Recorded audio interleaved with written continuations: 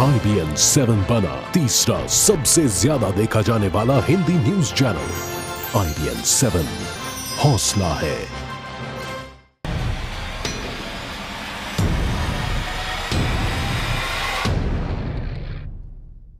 नमस्कार, आप देख रहे हैं IBN 7 में आपके साथ पायल भुयन। बुलेटिन की शुरुआत करते हैं।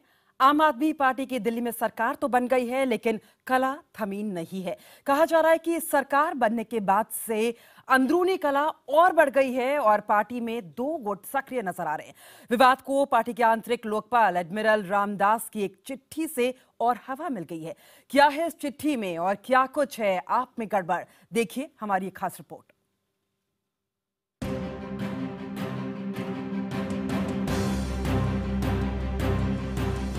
क्या आम आदमी पार्टी विवादों का कुनबा है? क्या आम आदमी पार्टी में अंदरूनी कला है? क्या आम आदमी पार्टी की कथनी और करनी में फर्क है? क्या आम आदमी पार्टी में आंतरिक लोकतंत्र की कमी है? क्या आम आदमी पार्टी में सब कुछ ठीक नहीं चल रहा? ये कुछ ऐसे सवाल हैं जो आम आदमी पार्टी की दिल्ली में सरकार बनने से पहले भी उठते थे और अब भी उठ रहे हैं। दिल्ली चुनाव के दौरान शांति भूषण ने जिस तरह पार्टी को लेकर खुली बयानबाजी की थी, उसे लोग भूले भी नहीं थे कि नया विवाद सामने आ गया। पहले योगेंद्र यादव और प्रशांत भूषण को पब्लिक अकाउंट कमेटी से हटाने को लेकर चर्चाओं का बाजार गर्म हुआ और फिर पार्टी के आंतरिक लोकपाल एडमिरल रामदास की चिट्ठी से नया विवाद शुरू हो गया। कहा जा रहा है कि एडमिरल रामदास ने पार्टी के लोकतंत्र और अरविंद केजरीवाल को लेकर सवाल उठाए हैं। इस संबंध में पीएसी सदस्यों को चिट्ठी भी लिखी गई है। सूत्रों के मुताबिक चिट्ठी में कहा गया है कि आम आदमी पार्टी दूसरी पार्टियों से अलग नहीं है। सूत्रों के मुताबिक रामदास ने आम आदमी पार्टी सरकार में एक भी महिला के मंत्री नहीं होने पर सवाल उठाए, आम आदमी पार्टी को बॉयज क्लब करार दिया और मुख्यमंत्री और पार्टी संयोजक एक ही शख्स के होने पर सवाल उठाए। यही नहीं, रामदास ने पीएसी और एनी जैसी कमेटियों के पुनर्गठन के लिए भी आवाज उठाई है। देश की कोई पार्टी है जिसके अंदर एक बुजुर्ग सब बच्चों को बैठा के डांट लगा सकता हो? देश की कोई पार्टी है जिसके बारे में इस तरह की बातें की जा सकती हैं? और जब बातें की जाएंगी, ईमानदारी से बातें कोई करेगा, अच्छी बात भी बताएंगे, डांट भी लगाएंगे, ये उनका फर्ज बनता है। Admiral Ramdas was our moral compass during the Vidhan Sabha election. There were certain grey areas and he decided to put some of the findings and some of the advices for post-election scenario. गुरुवार को party की राष्ट्रीय कार्यकारिणी की बैठक हुई। इस बैठक में पीएसी के पुनर्गठन की मांग उठी। ज्यादातर सदस्यों ने सिर्फ अरविंद केजरीवाल को पुनर्गठन का अधिकार देने की मांग की। कई सदस्यों ने योगेंद्र यादव के चुनाव के दौरान दिए बयानों का विरोध किया। असल में योगेंद्र यादव ने पार्टी के उम्मीदवारों की चयन प्रक्रिया पर बयान दिया था। दिल्ली में सरकार बनने के बाद अब पार्टी संगठन में बदलाव की तैयारी कर रही है। ऐसे में कई नेता कुछ नेताओं का कद घटाकर अपना कद बढ़ाना चाहते हैं। माना जा रहा है कि पार्टी में अंदरूनी कलह की यही वजह है। हालांकि साफ साफ इसे कबूलने को कोई तैयार नहीं। नहीं तो हम लोग के 3 लोगों के साथ इनफॉर्मल मीटिंग थी। हम 3 लोग चिट्ठी को लेकर जिस तरह सवाल खड़े किए हैं एडमिरल रामदास जी ने, उसको लेकर आप कुछ बोलना चाहेंगे? क्या उससे सहमत हैं आप? नहीं, वो तो जो एडमिरल रामदास की जो चिट्ठी है वो है। योगेंद्र यादव हमारे एक अहम लीडर हैं। सिर्फ मिजाजों को बैलेंस करके अलग अलग काम देने के बारे में यह तय हुआ कि पीएसी को डिसॉल्व करके रिकॉन्स्टिट्यूट कर दिया जाए। योगेंद्र यादव सहित कई नेता सार्वजनिक बयान में केजरीवाल के पार्टी संयोजक पद पर रहने को वाजिब मानते हैं। केजरीवाल को पार्टी का लोकप्रिय चेहरा और जरूरत बताया जा रहा है, लेकिन केजरीवाल की आड़ के बावजूद पार्टी की अंदरूनी कलह छिपाए नहीं छिप रही। इस पूरे विवाद के बाद अरविंद केजरीवाल के लिए मुश्किलें बढ़ गई हैं। भारी जीत के बाद दिल्ली की जनता की उम्मीदों पर खरा उतरने की चुनौती तो है ही, साथ ही पार्टी को एकजुट रखने की भी बड़ी चुनौती है। कैमरा पर्सन जयपाल रावत के साथ पुनीत त्रिपाठी, दिल्ली, IBN 7। क्या आम आदमी पार्टी में सब कुछ ठीक नहीं है? इसी मुद्दे पर बातचीत करने के लिए हमारे साथ है वरिष्ठ पत्रकार विनोद अग्निहोत्री। साथ ही हमारे साथ कांग्रेस के पक्ष का रखने के लिए हमारे साथ राजीव त्यागी जी मौजूद है। सबसे पहले जानना चाहूंगी विनोद अग्निहोत्री जी के पास। विनोद जी, क्या आपको लगता है कि ये पार्टी नई है, अभी अभी चुनाव जीती है, सब कुछ ठीक होना चाहिए था इस पार्टी में, लेकिन इतने सारे विवाद इस पार्टी में, कहीं ना कहीं कुछ गड़बड़ आपको नजर आ रहा है? देखिए, ऐसा है कि दो बातें हैं। पार्टी नई है, 2-2.5-3 साल पुरानी पार्टी है, आंदोलन से निकले हुए लोग हैं और तमाम विचारधाराओं वाले लोग हैं, सबका संगम है। कोई एक निश्चित विचारधारा नहीं है, जैसे बीजेपी की एक निश्चित विचारधारा है, कांग्रेस की एक आइडियोलॉजी रही है, लेफ्ट पार्टीज की एक आइडियोलॉजी है, सोशलिस्ट पार्टियों की आइडियोलॉजी रही है। आम आदमी पार्टी वो आम आदमी की तरह है, तमाम तरह के लोग आकर के जुड़े, एक आंदोलन हुआ, उसके बाद निकल के वो पार्टी बनाई, जनता ने समर्थन दिया, सफलता मिली। तो निश्चित रूप से कुछ न कुछ आप ये कह सकते हैं कि मतविभिन्न तो है, आपस में मतभेद हैं। और ये मतभेद जब लोकसभा चुनाव के बाद पार्टी जब हारी थी बुरी तरह से, तब भी सामने आए थे, आपको याद होगा। और उसी के नतीजतन शाजिया इल्मी को बाहर चली गई पार्टी से। कुमार विश्वास ने भी उस समय थोड़ा संतोष व्यक्त किया था, योगेंद्र यादव ने भी कुछ चिट्ठी लिखी थी उस समय। और लेकिन बाद में फिर जैसे जैसे दिल्ली विधानसभा के चुनाव नजदीक आए, ये फिर सब एक हो गए। शाजिया तो बाहर चली गई, बिन्नी पहली बार चले गए थे, बाकी लोग एकजुट हो गए और दिल्ली की सफलता मिली। मुझे लगता है फिर कुछ सवाल ऐसे हैं जो पार्टी के अंदर भीतर मथ रहे हैं लोगों को, और उनको लेकर के आपस में जरूर कुछ न कुछ आरोप प्रत्यारोप भीतर लग रहे हैं, जिससे बाहर आ रही बात। और एडमिरल रामदास, जिनको कि लोकपाल वो बनाया गया, ओम्बुड्समैन बनाया गया पार्टी का, उन्होंने ये चिट्ठी लिखी। कुछ बिंदु उन्होंने बड़े महत्वपूर्ण उठाए हैं, क्योंकि आम आदमी पार्टी ने कहा था कि हम अलग तरह की राजनीति कर रहे हैं, party with the difference, party with the difference, जो पहले बीजेपी कहा करती थी। इन्होंने कहा कि नहीं, हम बिल्कुल अलग तरह की राजनीति करेंगे और राजनीति करना सिखाएंगे। कुछ चीजें सिखाई भी उन्होंने, लेकिन जैसे ये बात वाजिब है कि अरविंद केजरीवाल 2 पदों पर है, मुख्यमंत्री भी हैं और राष्ट्रीय संयोजक भी हैं आम आदमी पार्टी की। यानी लगभग वही स्थिति हो रही है जो कि कभी एक जमाने में कांग्रेस में होती थी, कि वही प्रधानमंत्री और वही अध्यक्ष। हालांकि बाद में सोनिया गांधी और मनमोहन सिंह अलग अलग रहे। बीजेपी में नरेंद्र मोदी प्रधानमंत्री हैं, अमित शाह अध्यक्ष हैं। तो जब सब पार्टियों में ये सवाल उठता है कि एक पद और एक व्यक्ति का सिद्धांत लागू हो, तो आम आदमी पार्टी चूंकि स्वयं इस बात को कहती रही है, तो ये सवाल अगर भीतर से उठ रहा है, चाहे योगेंद्र यादव उठा रहे हो या कोई भी उठा रहा हो, तो निश्चित रूप से सवाल उठेगा इस पर। अरविंद केजरीवाल, मनीष सिसोदिया, संजय सिंह, कुमार विश्वास, इन सब कई सवाल है जिसके जवाब आम आदमी पार्टी को खुद सोचने पड़ेंगे। लेकिन इस बीच हम राजीव त्यागी जी से भी बात करेंगे, लेकिन हमारे संवाददाता अमित पांडे ने पीएससी और पार्टी के भीतर दूसरे विवादों को लेकर आम आदमी पार्टी के वरिष्ठ नेता योगेंद्र यादव से बातचीत की। पार्टी में योगेंद्र यादव अपनी किस तरह की भूमिका देखते हैं, ये सुनिए। आम आदमी पार्टी की नेशनल एग्जीक्यूटिव की जो बैठक हुई थी दिल्ली चुनाव के बाद, उसमें खबरें आ रही थी कि योगेंद्र यादव के खिलाफ कुछ पीएससी मेंबर्स हैं, पीएससी को रिकॉन्स्टिट्यूट करने की बात की जा रही थी। हमारे साथ बात करने के लिए मौजूद है योगेंद्र यादव जी। हम इनसे जानते हैं, सर ये बताइए, खबरें ऐसी आ रही थी कुछ असंतोष की या कि हटाने की, इस पर क्या कहना है आपका? देखिए, आम आदमी पार्टी कोई पार्टियों जैसी पार्टी है नहीं। इस देश की जनता ने अचानक इस छोटे से बच्चे को गोदी में उठा लिया है, उसमें विश्वास दिया है। दिल्ली की जनता ने अभूतपूर्व जनादेश दिया है। देश की जनता ने न जाने कैसी कैसी आशाएं लगाई हैं। हमारी जिम्मेवारी है आज उन आशाओं को पूरा करना। किसी तरह के सत्ता के खेल खेलना ना तो आम आदमी पार्टी की फितरत है, ना उसका काम है। पीएससी के भविष्य, जहां तक काम के बंटवारे का सवाल है, काम का बंटवारा हमेशा पार्टी में ज़्यादा से बेहतर तरीके से किया जा सके वो होता है। राष्ट्रीय कार्यकारिणी की बैठक 2 दिन पहले हुई थी, 1 दिन की बैठक हुई थी, और उस बैठक में पीएससी के रिकॉन्स्टिट्यूशन या ऐसा कोई निर्णय नहीं हुआ है। योगेंद्र यादव का आगे आने वाले दिनों में आम आदमी पार्टी में क्या रोल होगा? पार्टी में दोस्त कहते हैं कि योगेंद्र जी तो 20 साल की योजना लेके आए हैं, और मैं भी बार बार कहता हूं कि भाई इस देश की राजनीति को बदलना है तो जीवन के कम से कम 20 साल तो इसमें लगाने पड़ेंगे। धीरज के साथ, संयम के साथ। जनता ने जो बड़ी बड़ी उम्मीदें हमसे लगाई हैं, उन उम्मीदों पे खरा उतरने के लिए अपने जीवन का कुछ तो होम करना होगा, कुछ तो आहुति देनी होगी। पार्टी ने अब तक जो काम दिया है वो किया है, आगे जो भी रिस्पॉन्सिबिलिटी दी जाएगी वो भी करूँगा।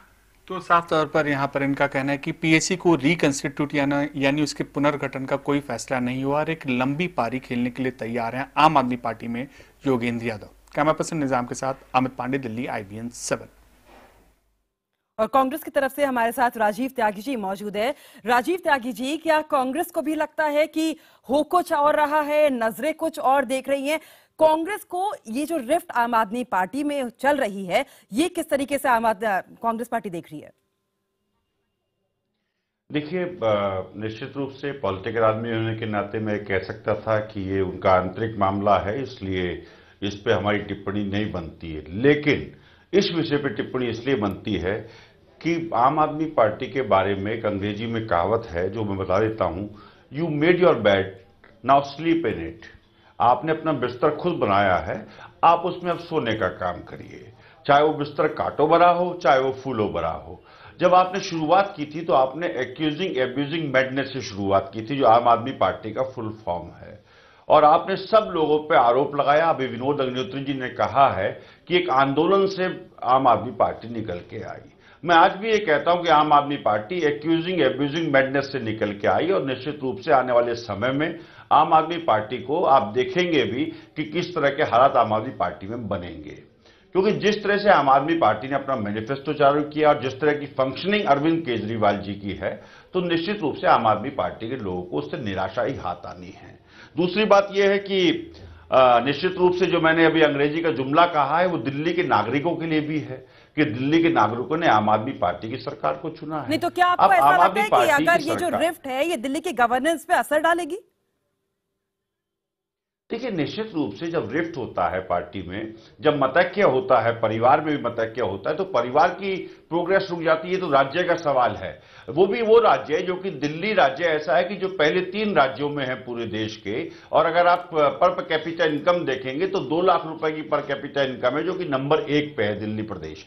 तो ऐसा मानना मेरा ये है कि दिल्ली का विकास इससे निश्चित रूप से पिछड़ेगा। और मैं तो मानता हूं कि जिस तरह से अरविंद केजरीवाल जी ने घोषणाएं की थी बिजली और पानी को सस्ता करने की या मुफ्त बांटने की, तो मेरा मानना यह है कि उन्होंने घोषणा की और घोषणा कर भी दी। उन्होंने अपना 2 मैनिफेस्टो के जो 2 पॉइंट थे वो पूरे किए, लेकिन दिल्ली की जनता को इन सब चीजों को देने के लिए करीब करीब जो मेरे पास सूचना है 1 वर्ष में 10,000 करोड़ रुपए एक्स्ट्रा दिल्ली को चाहिए होंगे। और जब कांग्रेस पार्टी ने दिल्ली सरकार छोड़ी थी तो करीब करीब बजट में 1250 करोड़ रुपए का घाटा था दिल्ली के बजट को, और दिल्ली का टोटल बजट का 96% जो है दिल्ली अपने ही करों को संग्रहित करके दिल्ली अपना बजट चलाता था और 4% सेंटर से लेता था। तो ऐसे समय पे जब आप ये सब घोषणाएं कर रहे हैं, आपकी पार्टी में इस तरह की बात उठेंगी तो गवर्नेंस पे तो फर्क पड़ेगा ही। बिल्कुल, हम आपके पास लौटेंगे विनोद जी, हम आपके पास भी लौटेंगे, लेकिन इस बीच ये बता दें कि आम आदमी पार्टी में 2 गुट होने के दावे किए जा रहे हैं। ऐसा एडमिरल रामदास की चिट्ठी के हवाले से भी कहा जा रहा है। लेकिन आम आदमी पार्टी के पीएसी के सदस्य शाजिया इल्मी का जो थी वो छोड़ चुके हैं, लेकिन सदस्य जो है इलियास आजमी का इस मुद्दे पर क्या कहना है, अब हम आपको सुनवाते हैं। आम आदमी पार्टी की जो राष्ट्रीय कार्यकारिणी की बैठक हुई थी उसमें योगेंद्र यादव के मुद्दे को लेकर काफी यहां पर विवाद चला था, और ऐसी खबरें आ रही थी कि योगेंद्र यादव के खिलाफ काफी पीएसी के सदस्य थे। इस मुद्दे पर इलियास आजमी जी हमारे साथ हैं, हम इनसे बात करते हैं। आप बताइए सर कि कुल मूल रूप से वहां पर पीएसी का स्टैंड क्या था और किस तरीके से पूरा प्रकरण आगे बढ़ा? देखिए, योगेंद्र यादव के खिलाफ काफ़ी पीएसी के सदस्य थे, ये बात बिल्कुल सही नहीं है। योगेंद्र यादव हमारे एक अहम लीडर हैं। सिर्फ मिजाजों को बैलेंस करके अलग अलग काम देने के बारे में यह तय हुआ कि पीएसी को डिसॉल्व करके रिकॉन्स्टिट्यूट कर दिया जाए। इसके अलावा जोगिंदर यादव का कोई भी विरोधी नहीं है, और उनकी इतनी इज्जत है पार्टी में कि उनकी वजह से 2 दिन की नेशनल जो वो है एग्जीक्यूटिव 2 दिन तक सिर्फ उसी उलझी रही कि क्या तरीका अपनाया जाए जिससे कि किसी के सम्मान पर आंच ना आए। ये बताइए, इस पूरे प्रकरण पर आम आदमी पार्टी का रुख क्या है? कुछ तय ही नहीं हो सका है, वो प्रक्रिया चल रही है तय करने की। राय क्या रखते हैं पीएसी के सदस्य? पीएसी के सदस्य ने तो वो कर दिया रिकॉन्स्टिट्यूट कीजिए। इस बारे में न जोगिंदर यादव को कोई एतराज़ था, न प्रशांत भूषण को कोई एतराज़ था, न मुझको कोई एतराज़ था, न किसी को। सब ये कह रहे थे कि रिकॉन्स्टिट्यूट कर दिया जाए। केजरीवाल को क्या पूरी तरीके से अधिकृत कर दिया गया या कौन कौन लोग रिकॉन्स्टिट्यूट करेंगे? नहीं, इन्नी ने इस पर कोई फैसला नहीं किया, उस पर विचार अभी चल रहा है लोगों का। अब अगली कब होगी बैठक? असल में रिकॉन्स्टिट्यूट करने का कॉन्स्टिट्यूशन में अधिकार जो है वो एननी का है, एननी ही बनाती है पीएसी, एननी ही उसको। विनोद जी, क्या आपको लगता है कि ये जो पार्टी है नई है, बेनिफिट ऑफ डाउट देना चाहिए? 2 साल ही हुए हैं पार्टी को, अभी फॉर्मेशन के प्रोसेस में है, बढ़ रही है पार्टी, जान रही है लोगों को। इस तरीके से देखना ठीक है कि पार्टी में 2 गुट हैं और आंतरिक कलह है, या फिर अपने आप सुलझा लेंगे? मुझे लगता है नई पार्टी है तो शायद जल्दी गुटबाजी नहीं होनी चाहिए थी। जब 2, 4, 6, 10 साल 15 साल हो जाते हैं तब गुट पनपते हैं।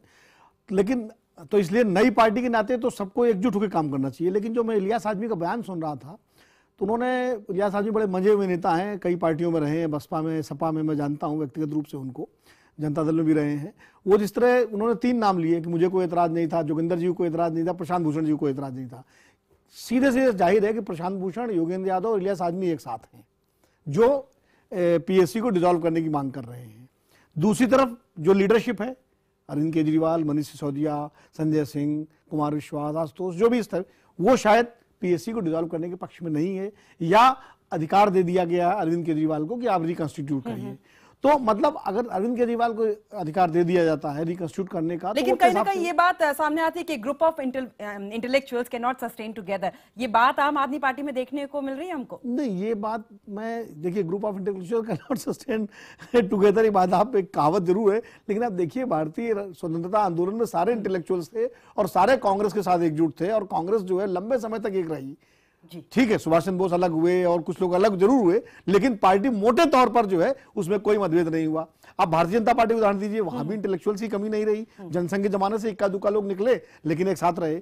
हाँ, समाजवादियों पर जरूर लागू होता है कि वो एक साथ जो है उनका रहना बड़ा मुश्किल होता है, और इस पार्टी पर समाजवादियों का असर कुछ ज्यादा है, तो वो भी एक वजह हो सकती है। राजीव जी से भी एक आखिरी वो ले लेते हैं। राजीव जी, आपका क्या कहना है? आपकी पार्टी में भी तो विरोध के सुर उठते हैं, तो आम आदमी पार्टी पर अगर आप आरोप लगाए तो ये कहां तक ठीक है?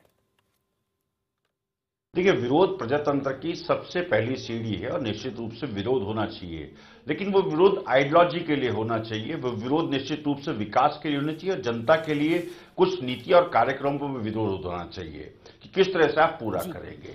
लेकिन अभी अंग्रेजी की जो आपने कहावत पढ़ी थी, इसके साथ कहावत एक और है, birds of same feathers flock together, कि एक जैसे लोग बाग एक जैसे साथ ही रहते हैं। तो निश्चित रूप से आप देख सकते हैं कि आम आदमी पार्टी, मैंने कहा ना, एक्यूजिंग एब्यूजिंग मैडनेस पार्टी है, तो निश्चित रूप से आने वाले समय में आप देखिएगा बहुत सारे सवाल आम आदमी पार्टी के सामने इस बार खड़े हुए हैं और जो उनको सुलझाने पड़ेंगे। बहुत बहुत शुक्रिया विनोद जी आपका भी, और राजीव जी आपका भी हमारे साथ जुड़ने के लिए और तमाम बातें रखने के लिए।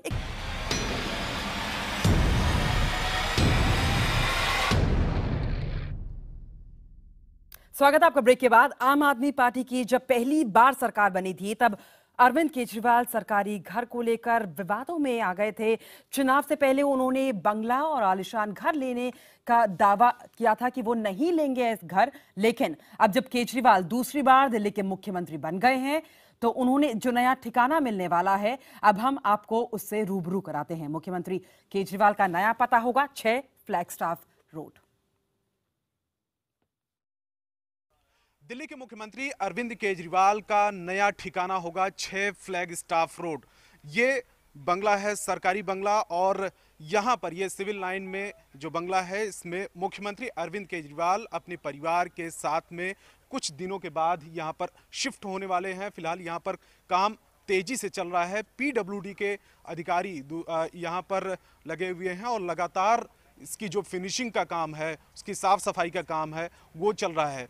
पिछले दिनों यहाँ पर शीला दीक्षित गवर्नमेंट के समय में स्पीकर, विधानसभा के स्पीकर चौधरी प्रेम सिंह का आवास हुआ करता था। इसके अलावा डिप्टी स्पीकर अमरीश सिंह गौतम भी यहाँ पर आ चुके हैं। और मुख्यमंत्री अरविंद केजरीवाल ने जब रामलीला मैदान में उन्होंने शपथ लिया था, उसी समय उन्होंने एक इशारा किया था कि 5 बेडरूम वाला उनको बंगला चाहिए, जिससे कि करीब 400 से 500 लोग उस बंगले में आ सकें। जो लोग मिलने के लिए आते हैं उनको दिक्कत ना हो। और यहाँ की बात बताऊं कि ये 5 बेडरूम वाला ये जो बंगला है, 2 सर्वेंट क्वार्टर हैं, 2 लॉन हैं, 2 जो क्वार्टर हैं, 2 कमरे ऐसे हैं जो जहाँ पर दफ्तर का काम उनका चल सकता है। और दूसरी बात बताऊं कि ये सिविल लाइन में ये बंगला है, 6 फ्लैग स्टाफ रोड। ये बिल्कुल मेन रोड से सटा हुआ ये बंगला है और विधानसभा के बिल्कुल ठीक पास में ही है और यहाँ से सचिवालय की भी दूरी ज़्यादा नहीं है, यानी कि अपने दफ्तर पे भी वो आराम से और थोड़े चंद कदमों की दूरी पर ही जा सकते हैं। विधानसभा भी बिल्कुल सटा हुआ है, तो निश्चित तौर पर उन्होंने जिस तरीके से ख्वाहिश जताई थी कि वो आसपास के ही इलाके में रहना चाहते हैं, तो ये 6 फ्लैग स्टाफ जो रोड है वो फाइनल हो चुका है